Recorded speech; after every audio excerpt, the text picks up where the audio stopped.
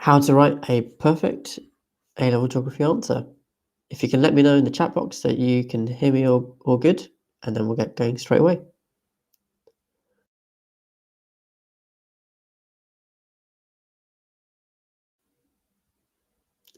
Hi, Tom. All right, good stuff. Let's get going straight away. All right, no time to waste. Perfect. So first of all, remember the assessment objectives. It's very, very important that you kind of have this in your mind, especially when it comes to preparation for the exam. So you want to get to the point or position where you can naturally, when you see a 12-mark question or you see a 20-mark question, you understand that how it's going to be marked, and that will help you to structure your answer very, very carefully.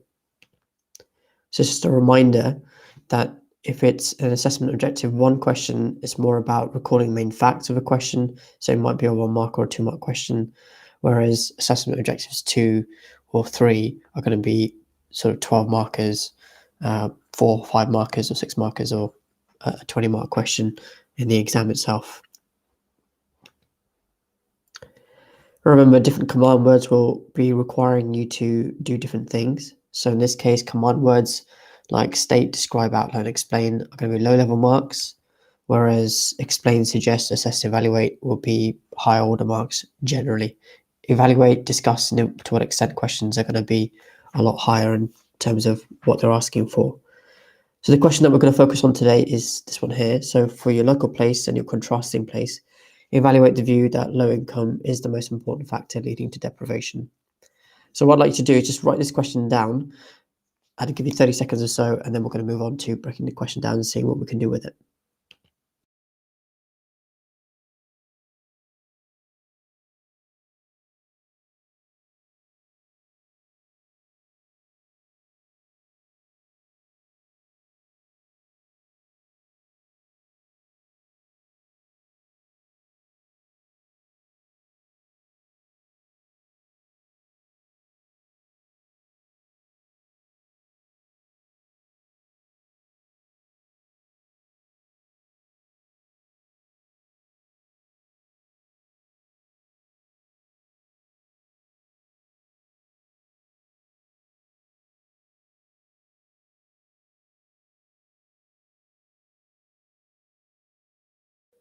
Once you've got it down, just let me know and then we can move on.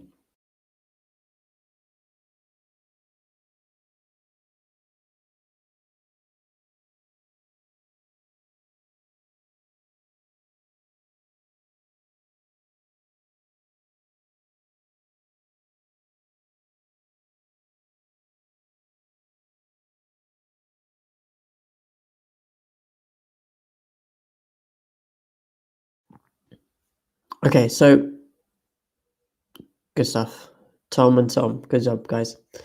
So here we go. Here's the mark scheme for the question. So it's broken down into objective 1 and 2, right? So you might want to make some notes on this as we go along.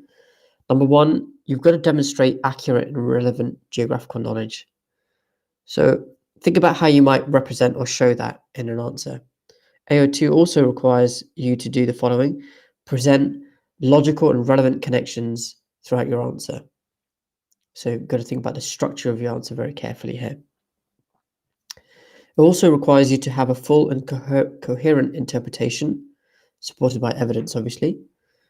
So you can't just write random facts into your answer. You can't just make statistics up and so forth. It's got to be pretty coherent. It's very difficult to give evidence when you're writing an answer which may end up being conflicting. Also, you're going to have a rational, substantiated conclusion, a balanced argument drawn together carefully at the end, right? So when it says some substantiated conclusion, what it's referring to is your ability to take into account not only the arguments for or against why low income in this question is important, but why other factors may also be maybe more important or less important than that one. But showing that you can argue from both perspectives, but come to a judgment about something at the end. So before you start doing your answers, especially when it comes to revision, make sure that you take the time to plan things out, right? You've got that time, and this little bit of planning, even 5 minutes of it, will help you to remember this information for the long term. All right. So break the question down into a table. So in this case, we're looking at regenerating places. This is a topic. Look at the keywords that might be relevant for this question. For example, it might be index and multiple deprivation, and the key themes that you might want to discuss. So you might want to write down examples of places that you've studied or places that you've gone to on your field trips and so forth, which may be of contrasting examples. So take out your textbook, take out your notes, and then write down the key themes and words that may help you to break this question down before you start answering the question. Just give you a quick 30 seconds just to get that table down, and then we're going to move on.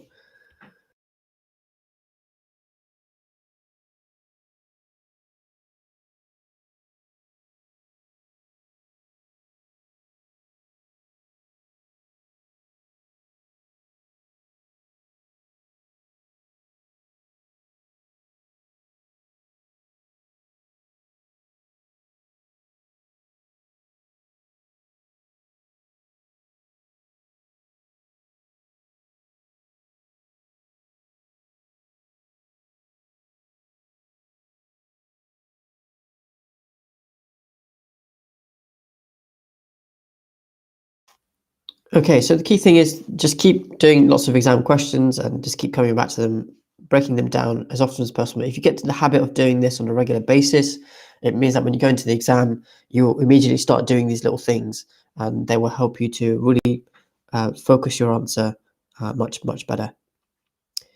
So remember that you've got to present your work, your answer in logical steps. You've got to show your knowledge and understanding and address the question very, very carefully when you're answering it.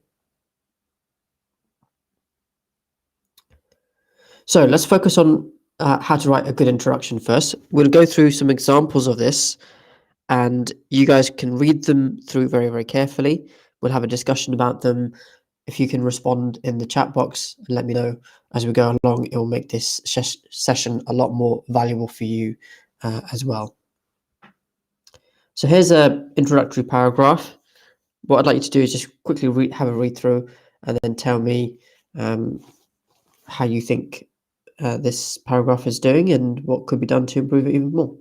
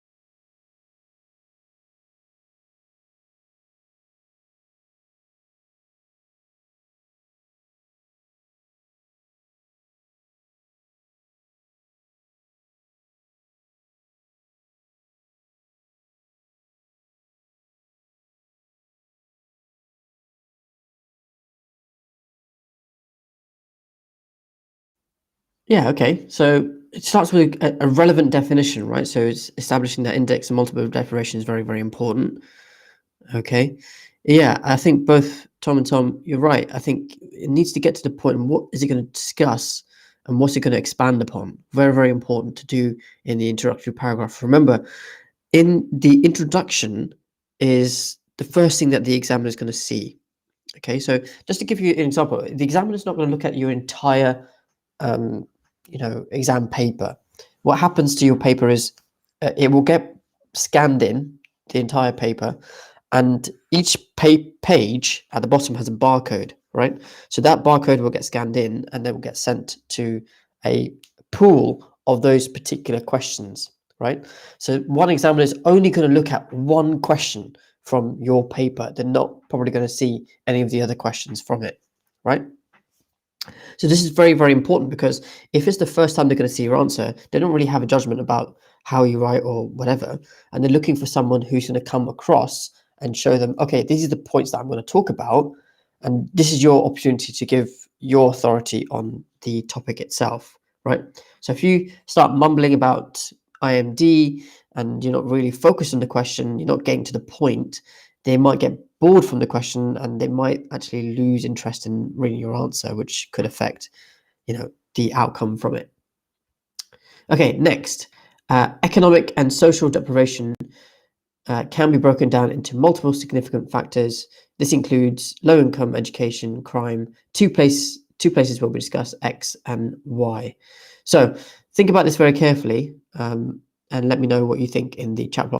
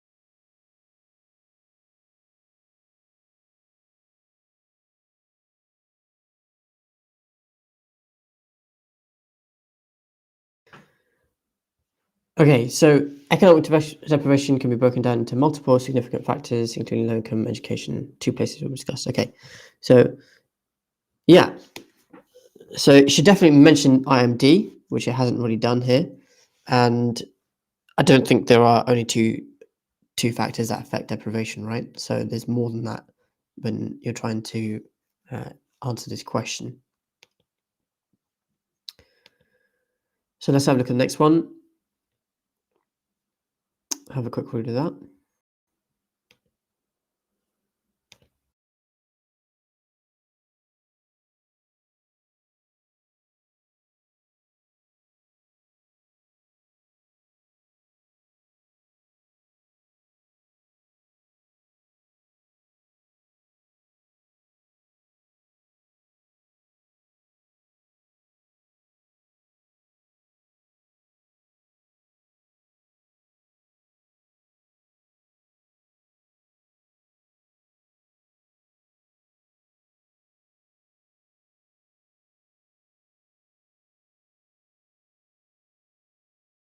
Okay, so what are your thoughts on this one then?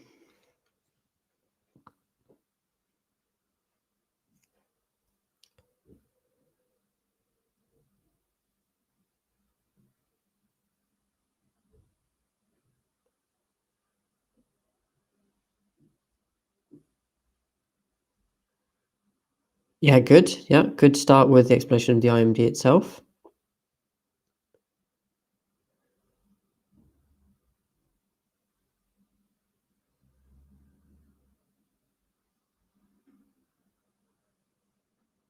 Yeah, I think so. I think it ends better. So it talks about the significance of something, right? It's stating the different factors that hold very large amount of importance, but ultimately it comes down to social and economic factors. And I think this is getting to a really good introduction, but not quite there yet. All right, so really be focused on what is it the key components that you're going to talk about in the answer. So let's have a look at structuring a key point. So in this section, we're going to look at low income because that's the premise of the question. So it's very important that in your answer that you talk about low income, a paragraph dedicated to it, and then you build upon that afterwards. So let's have a look at this paragraph here and have a quick read of it, and then we'll talk about how we think we can improve it further.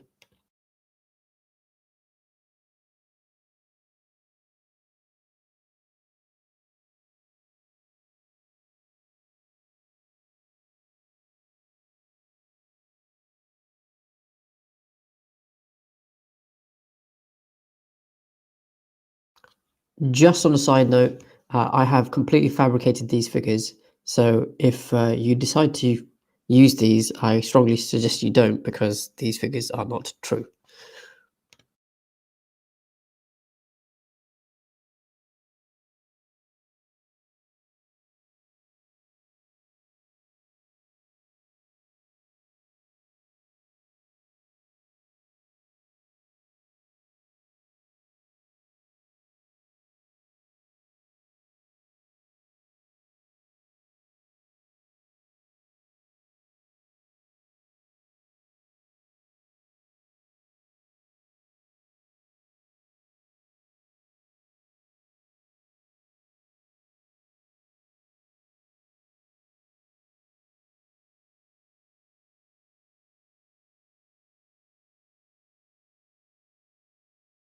Yes, indeed, despite them being false and fabricated. Right. So, in terms of the paragraph, the statistics come across as the person has authority about what they're talking about, right? And it gives some examples of, levels of income being very high, but it doesn't actually talk about how it's reduced deprivation. It just talks about they have very high income, house prices are very high, the least deprived areas are, it's in within the least deprived areas in England. And it talks then about gentrification, which makes no sense to the question because that's not what the question is not asking that at all, right? So in many ways, this paragraph in particular has the baseline to become a much better paragraph if it talks about how it's an important factor. So it doesn't give you some examples of how it helps to lower deprivation in the area. You might have a higher income, but what kind of services in particular have they received as a consequence of it? Now, it alludes to it in the very final sentence, talking about high-end boutiques and restaurants, but it doesn't actually give specific details of that. Let's have a look at another sample answer. Here's one for you to read.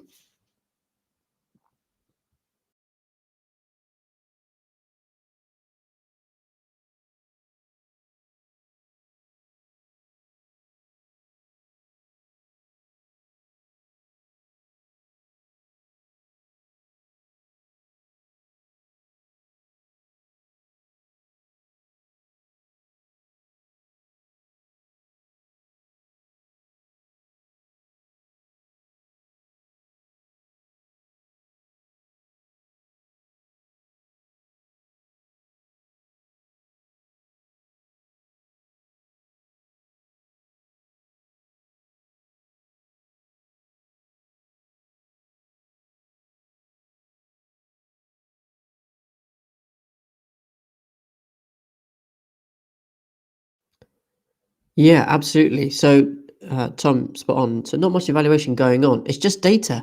The paragraph is just this is data, data, data, data. But there's no evaluation. There's no assessing going on.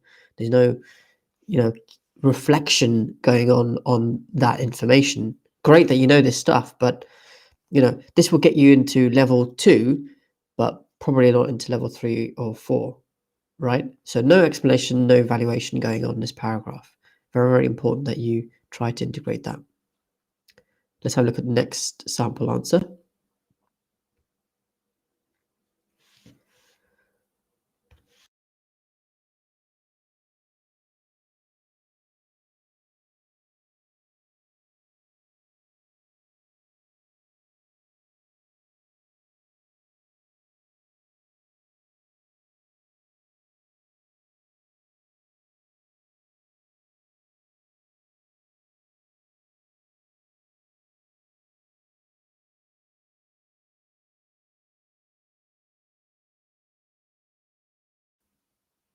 So what kind of words are being used in this paragraph which are good? If you just let me know in the chat box, that'd be great. What kind of words are being used to help it to develop its paragraph?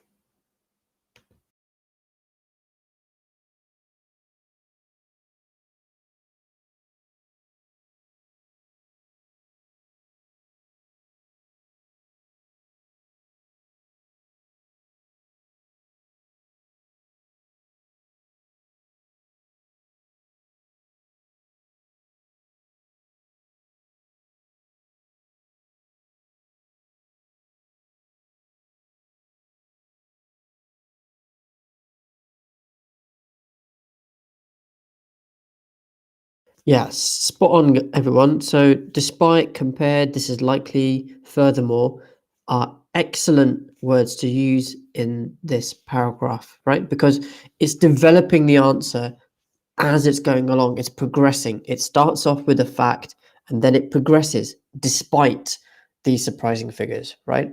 So, it's kind of saying, hang on a minute, this is something that we need to reflect on. Then it goes on to this is likely, and then it gives some evidence of why this pattern's being seen, right? And then it goes on to say furthermore. So it's developing it throughout, and right at the end is then hammering in the point even further. Okay. So this is a really good example of how you can structure your paragraph, focusing on income, low income being the most important factor. So take the time to reflect on this carefully. Maybe write down just some key notes for yourself. What kind of words you're going to use, how you're going to progress in your answer, and then we're going to go on to looking at the next sample answer. Just give you 30 seconds just to make some notes on this.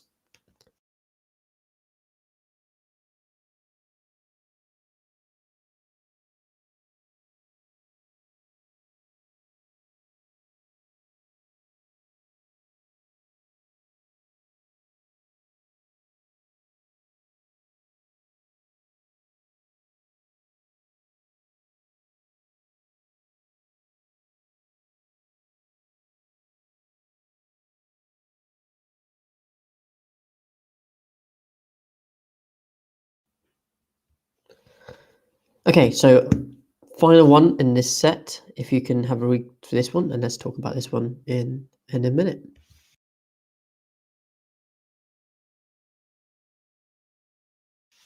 This answer is not a continuation from the previous one, so this is a separate paragraph.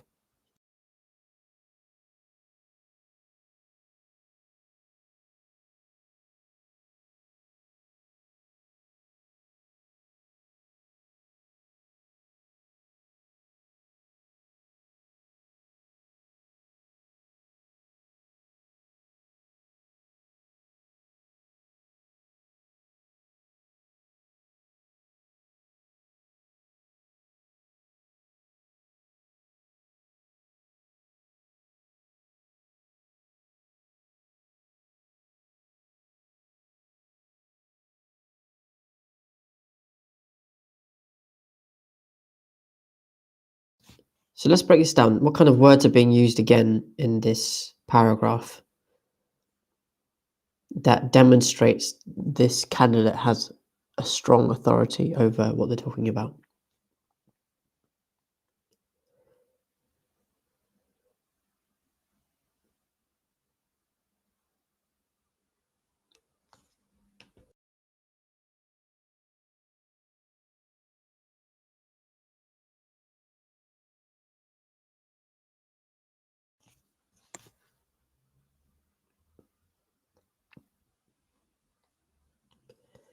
let's pick out some words that make it. Yeah, good. However, yeah.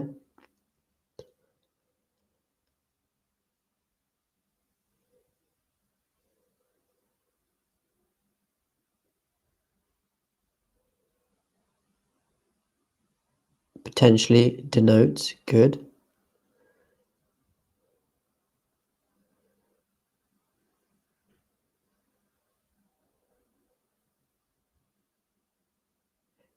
Also disinfect, yeah, perfect, yeah. And the idea of, so basically it's saying, hey, look, you might think that this is a reason, but actually really that there are other factors that are involved in this. And let me show you what those other factors are. Yeah. So you're taking someone through a journey through your paragraph, and it shows them the progression throughout. Hey, look, there are lots of different factors that affect this. And for example, this includes X and Y. And in the final sentence, this in effect contributes to health, and which is another indicator of social deprivation. So it's leading you from one indicator into another.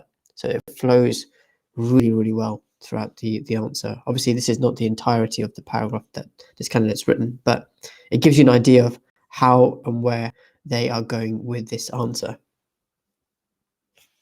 Okay, let's move on to the next bit. So here's a key point that you could talk about. Crime is something that is important in deprivation.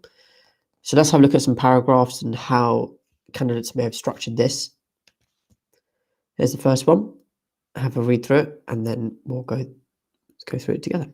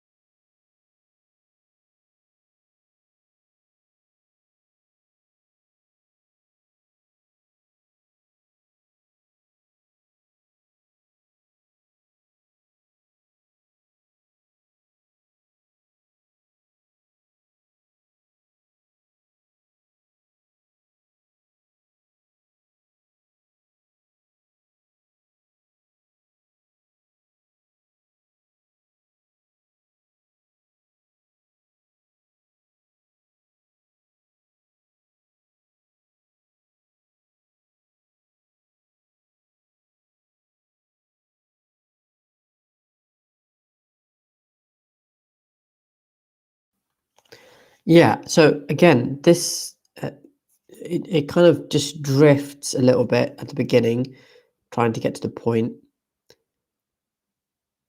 talking about education, and then gets into talking about crime. So it's a bit of both going on in this paragraph. It's kind of unsure what the focus is here. And then at the end, it kind of just makes a general statement about increasing aspirations and making a general point about further increasing wealth and prosperity in an area. It's a very basic description of the key point that they're trying to make. So some evidence is given, but really there's not much evaluation going on in this particular paragraph. Let's have a look at the next sample.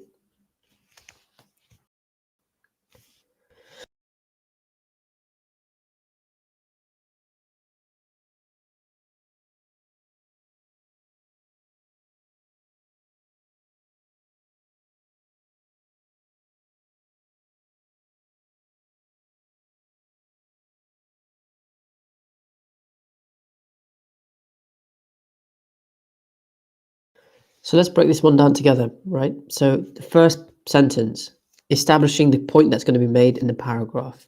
That's a very, very good way to start the paragraph.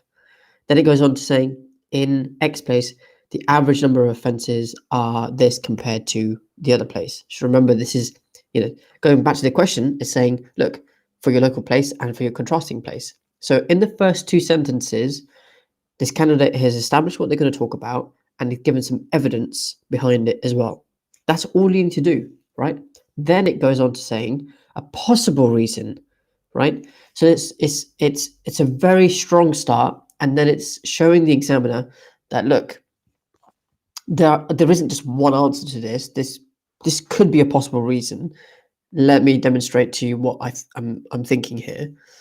And then it counteracts it and says, but crime is an important indicator because, and then it says the measure, the extent of security. So it's using the words from the question, right? So it's saying, look, to a certain extent, this is how people feel in the area. But then it goes back and it says, but the core reason actually to do with high income inequality, right? And then it then qualifies that by saying that people at the inverted commas bottom of the economic ladder are seen to be troublemakers and causes of high crime rates. So this is a really well developed paragraph all the way through, right? You've got the establishment of the key point that's going to be made, evidence given, and then the rest of the paragraph really is evaluation all the way through, right? So this is an example of how you should think about writing your paragraphs moving in the future, especially when it comes to 20 markers, whether physical or human geography. Always start with the point that you're going to make for the question and then give some evidence for that point, then focus on the evaluation of that point. That is the perfect way of developing your paragraph. Let's have a look at another example here. Let you guys have a quick read and then we'll have a discussion about it.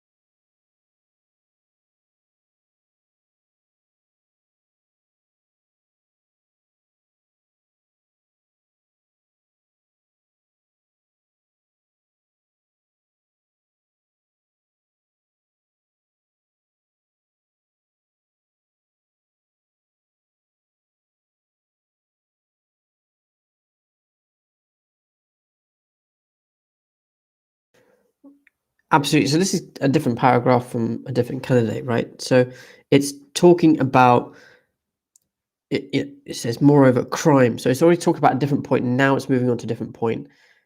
So it's keystoning it for the examiner. Then it develops again, does the same structure again, right? It talks about, it gives some evidence, and then it talks about these crimes are quite low, but nevertheless show that an area where it's got less opportunities. So it's saying to the examiner, hey, look, this is the point I'm trying to make. And then it develops it further. This could be linked with, and then it links. It's basically saying, look, it's not just crime on its own. This is linked to something else, and that's linked to something else. There are multiple factors going on here. It's not just one thing that is leading this issue. And then it goes on to talking about migration of younger people, but then as young people in the area don't have higher education, it means that they're left with limited opportunities, which then can lead to a life of crime because they have nothing else, right? So what it's done is it's made a point, it's developed it, it's roped in some other aspects of the IMD into it, and then shown that, look, these factors are combined creating the issue. It's not just one or the other that's creating the issue. And as a consequence of this, they are left with limited opportunities, which then results in an even better way to end would be to go back to the original point about low income, saying that that is what, this eventually becomes a vicious cycle of, negative spiral of deprivation. Yeah. So these are the kind of things that you should be focusing on. Remember, the key points to take away from this is, what is the issue that you're going to talk about, give some evidence for it, and then make connections between the different points and come to a judgment at the end of your paragraph. Let's have a look at some conclusions. So here's the first one. Have a quick read of this one, and then we'll discuss it.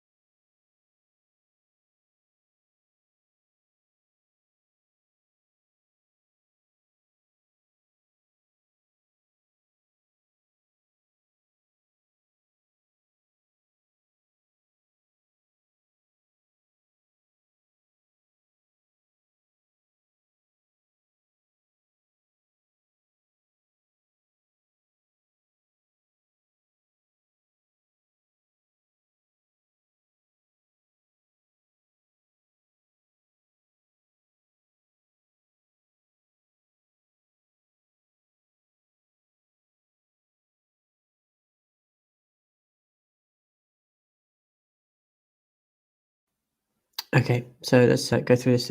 So in conclusion, I think that the most important factor is deprivation, can lead to social deprivation. Often developed countries give some examples and then talks about low income causing poverty and social deprivation, right? So generally this is a very weak conclusion. It hasn't really given any evidence for anything. It's repetition. It's got a bit of repetition in it, and for some reason, it's talking about developed countries, which is a bit vague, which may show that in the previous paragraphs that the candidate really didn't give some examples, and it talks about it just confirms that low income is the reason for why you have poverty and social deprivation. So really not much evaluation going on here at the end at all. It's just a kind of a summary statement, if that, for the conclusion. Okay, let's have a look at another example of this. Next one.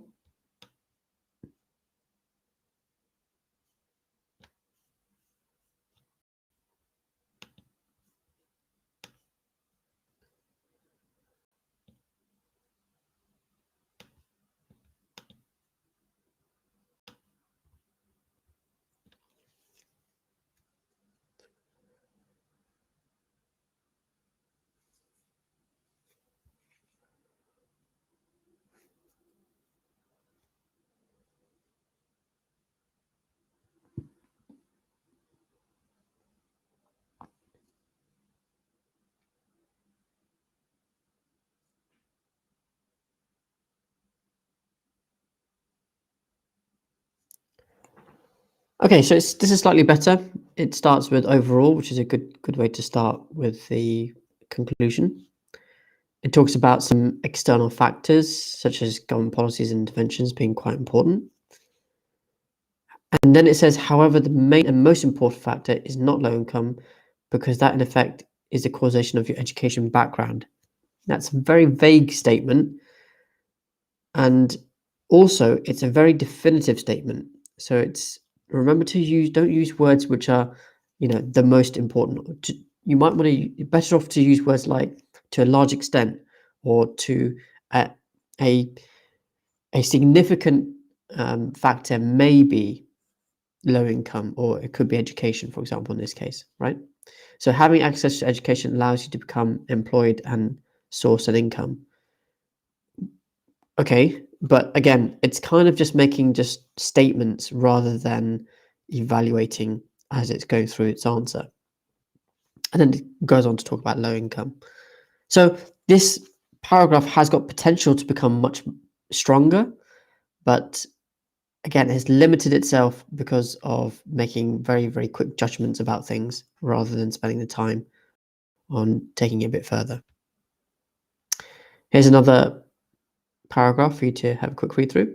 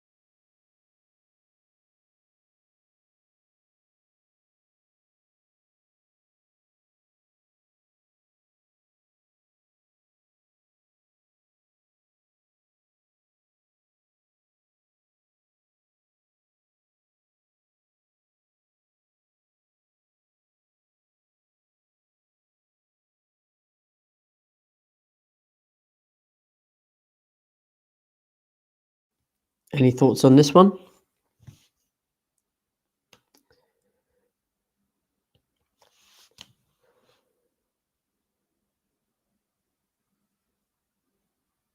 What's the difference between this one and the previous one, particularly when it's talking about government intervention?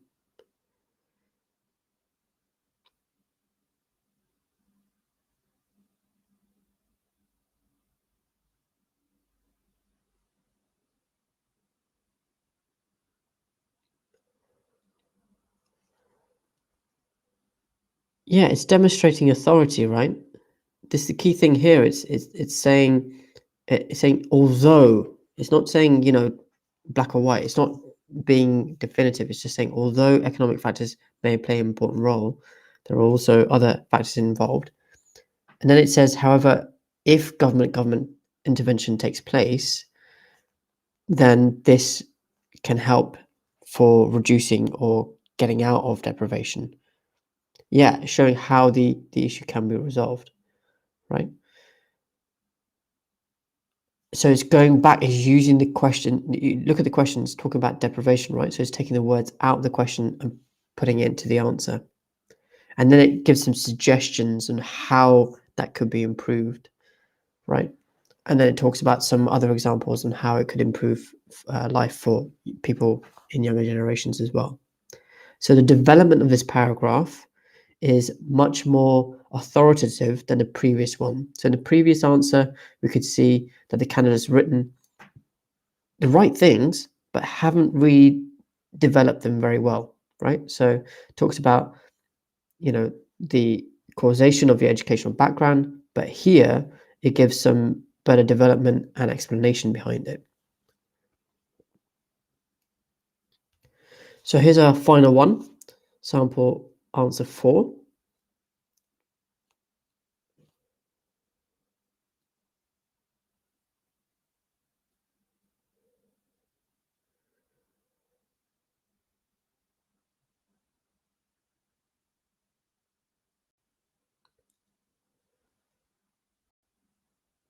So another good way to start an answer is to say to conclude, which is giving the examiner notice, look, I'm finishing this answer off here. Then it develops a point and says that low income is not the main factor, and then balances it by saying that there are lots of other factors. And then it says, gives some evidence for what this candidate has referred to previously. Now, it gets much better from line 3 onwards. It is similar where despite, okay, great word to use, where despite people having higher income, there is more deprivation. So it's actually countering the argument, right? And it's going to, because the question is saying that low income is the most important factor, but actually the candidate saying that's not true, right? It doesn't, just because you have higher income doesn't necessarily mean that there's going to be a correlation with that. Okay, all of these factors need to be considered, which is why the 7 are used when measuring, because they are all linked together and they are all equally important, or they cause one measure to be more important than the other, right? This is a good evaluative statement at the end, which is saying that actually it's not just one thing that's an important factor, they all influence each other. You could argue that this candidate could have written, to a large extent, income is the most influential in this, and that could be a position that you could have in this answer. There isn't a definitive right or wrong answer for this, this question. It's all about how you develop your argument and demonstrate it. Yeah. So this is probably a really nice way to finish it off. You're basically saying there's a multitude of factors that have to be taken into account. But like I said, you don't have to say that particularly. You can also argue that to a large extent or to a lesser extent, X or Y has a greater influence than others. And to be fair, especially with the index of multiple deprivation, there are particular indices in there that have a greater weighting, right? So if you were going to improve this paragraph even more, you would say that those 2 or 3 have a greater weighting. Therefore, they are the most important factors which lead to deprivation, and perhaps things like barriers to housing will have a less greater influence because of X and Y. And that would be probably the ultimate candidate, who gets it right 100%. That would be the best way to evaluate at the end here. Okay, so we've covered lots of different examples here today, and I think hopefully this has given you some insight into how to write your answer. Here's another one talking about free school meals.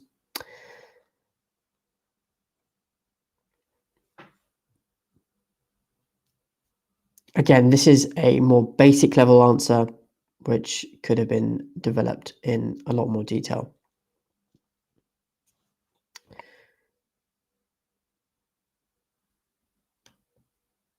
So when you're improving your own writing, remember that you've got to practice it. You've got to do it yourself, right? You've got to read lots of other pieces of work to see how you can improve your own. Use words like despite, because, some, but. All right, these are important words to use. You guys have all picked out particular things from today's session. Make sure that you try to apply them in your own paragraphs. Make sure that you write in good, in third person. Don't refer to it as I.